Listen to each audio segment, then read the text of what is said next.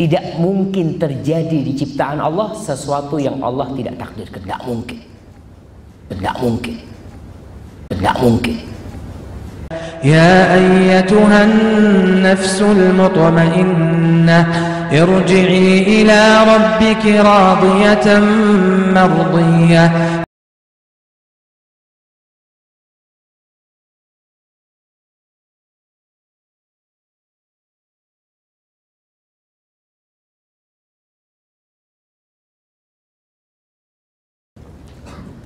Kalau kita bicara takdir, tidak ada yang terjadi di muka bumi ini kecuali dengan takdir Allah.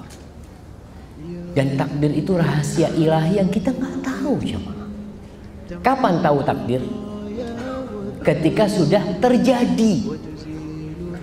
Antum sekarang mau keluar rumah nih. Keluar rumah, Allah, ana takut takdirnya tabrakan. Gimana antum? Antum takut takdirnya tabrakan. Kalau antum takdirnya tabrakan, antum akan keluar dan tabrakan. Tapi kalau antum nggak tabrakan, berarti antum di rumah, antum tidak akan keluar rumah. Jadi takdir itu ketahuannya setelah peristiwa itu terjadi. Maka semua yang terjadi 7 kisah itu karena takdir Allah Subhanahu wa taala. Tidak mungkin terjadi di ciptaan Allah sesuatu yang Allah tidak takdirkan. Tidak mungkin. Tugas kita dengan takdir itu beriman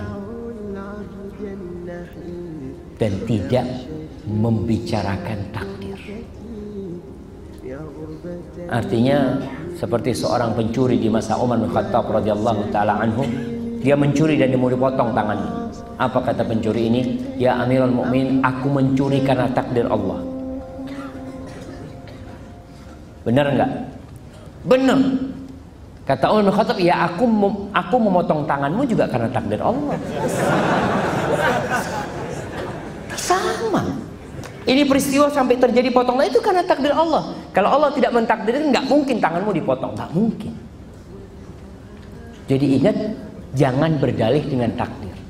Karena itu sudah terjadi. Tugas seorang mengamalkan perintah Allah, menjauhi larangannya. Kalau ada takdir, ya kita bersabar. Makanya disuruh berdoa terus, mohon sama Allah.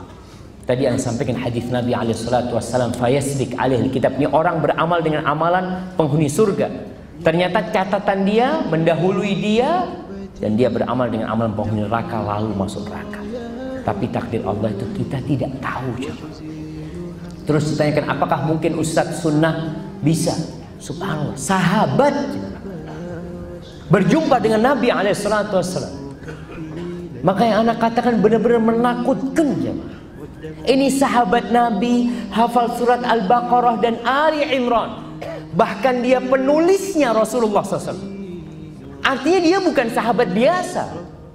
Dia dekat sama Nabi SAW. Itu pun bisa murtad, jemaah.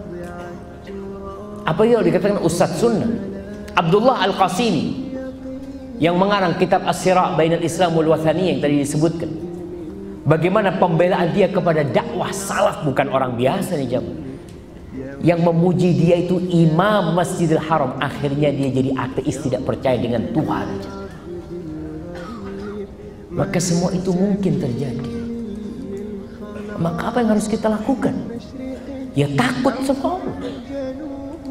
Makanya orang semakin berilmu itu semakin takut. Innama yakhshallah min ibadihi ulama. Yang takut kepada Allah dari hamba-hamba adalah para ulama. Mereka terus takut, tidak merasa aman. Rasulullah SAW sampai bengkak kakinya sholat. Maka di sini tatkala kita dapat ilmu, diamalkan.